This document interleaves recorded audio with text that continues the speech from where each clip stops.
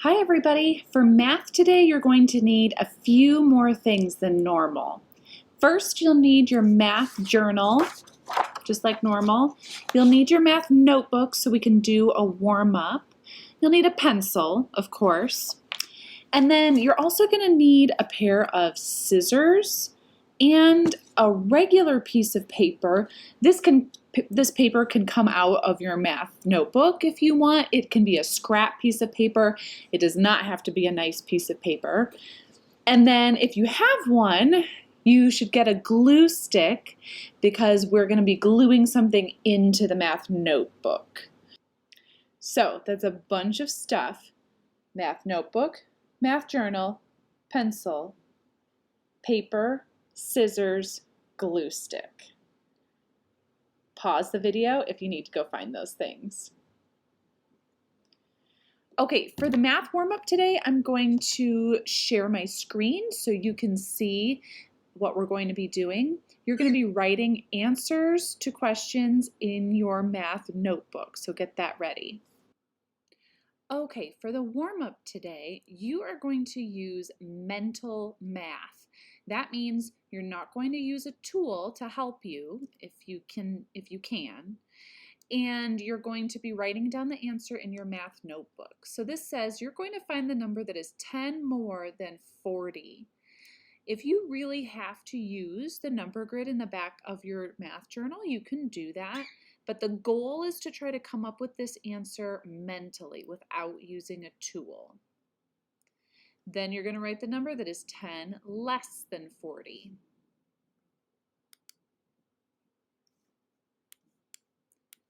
Next, write the number that is 10 less than 53.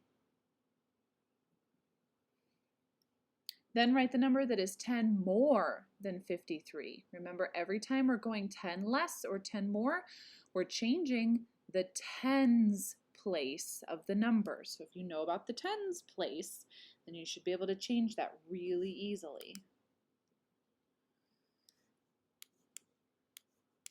Last one, find the number that is 10 more than 90. Find the number that is 10 less than 10. If you're really not sure what it could be, then you may use your number grid that's in the back of your math journal. The rest of our math lesson today is about combining 2D shapes. 2D shapes are shapes that are two-dimensional. That means they are flat. They're the kind of shapes that you could draw on a piece of paper, which we will do in just a second. Combining 2D shapes means that we take the shapes that we drew, or parts of the shapes that we drew, and we put them together to make a new shape. You're going to need that piece of paper that I was talking about. You can just rip a piece of paper out of your math notebook. It just needs to be something that you can draw on, and then we're going to cut out those shapes. So it can be any kind of scrap paper or paper that you have lying around. That's totally fine. On this piece of paper, I'm going to ask you to draw 3 circles. Now, let me show you my example, and then you can get started. I drew 3 circles on my piece of paper. I messed up a little bit over here.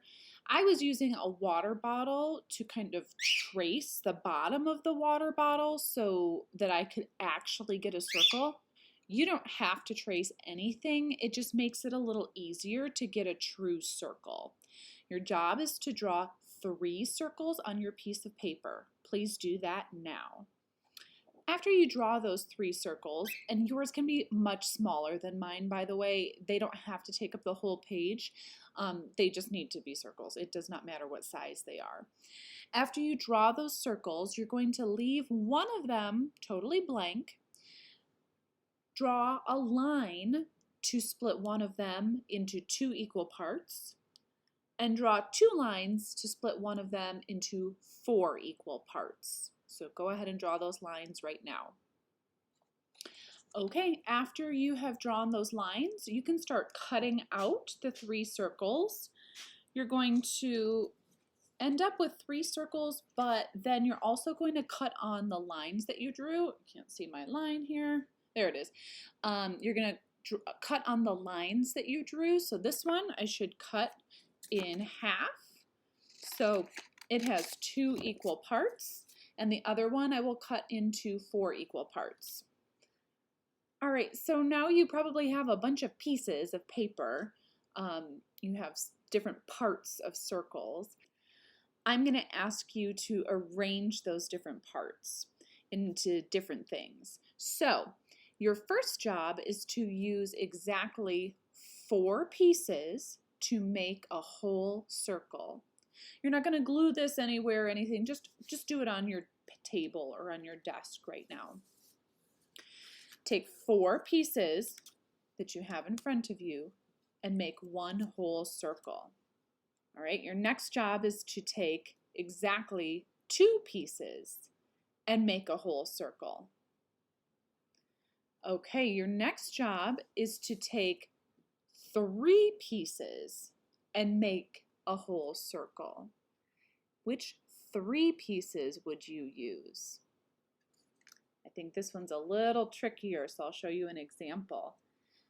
To make a circle with 3 of the pieces, we would take 1/2 and 2 quarters. See, these are 2 of the 4ths. And we would put them together to make a whole circle. Now use exactly 2 pieces to make a half circle. Okay, last one.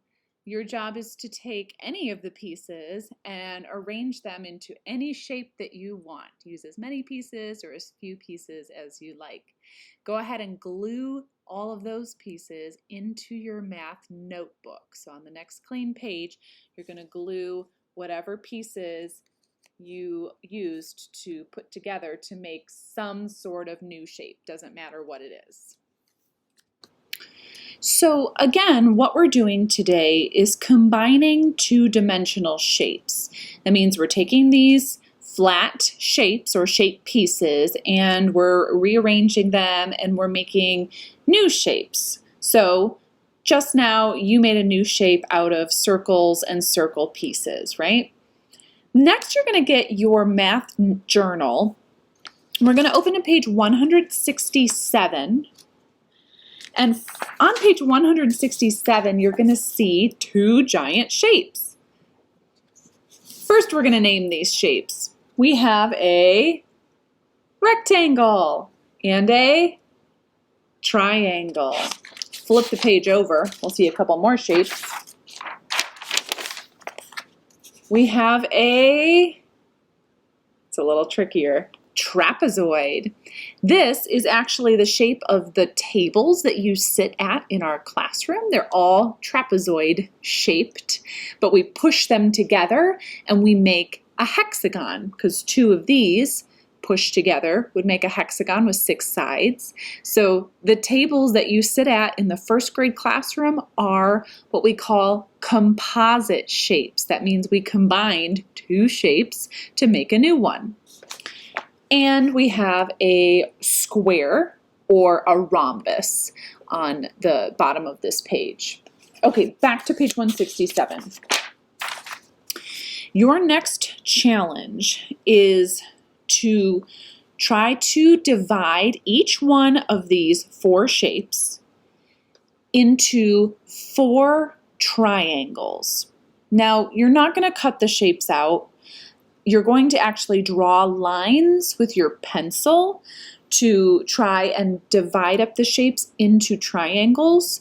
So draw really lightly with your pencil just in case you make a mistake and you need to erase. Let me show you an example of what I mean by this.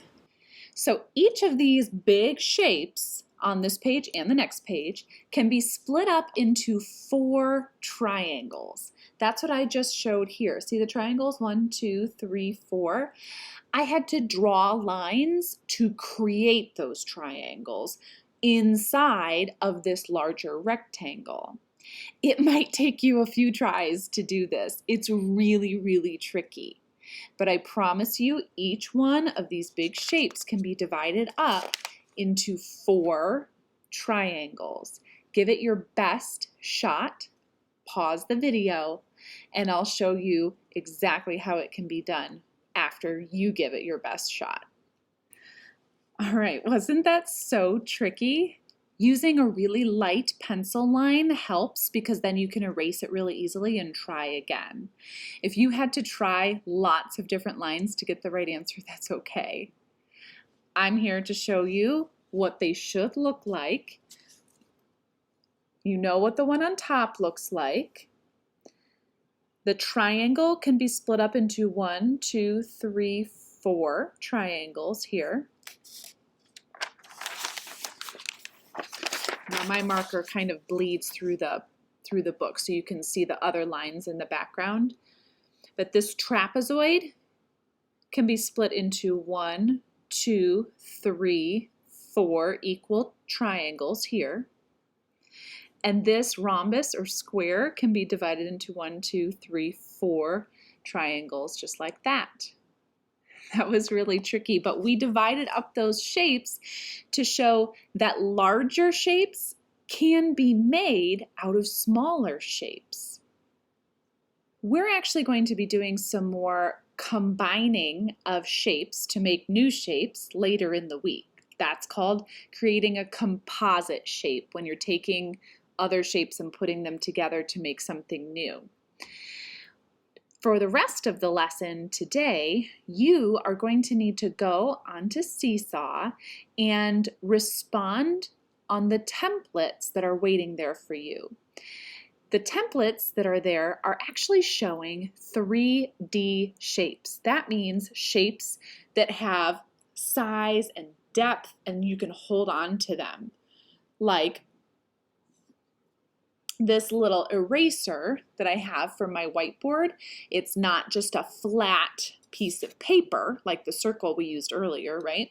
This has size and depth and I can hold on to it. That's a three-dimensional shape. You know a lot about three-dimensional shapes already. I'm sure you worked with them in kindergarten. The activity that's in Seesaw is a review for you to remember some of the names of the three-dimensional shapes. That's important because tomorrow we actually get to do a scavenger hunt at home with three-dimensional shapes. So I just wanted you to get some of the names of them into your brain before tomorrow. So you're going to see a bunch of slides on the template on Seesaw. Make sure you respond to every single one. It's kind of like a game. All right, have fun responding to those slides and I will see you tomorrow.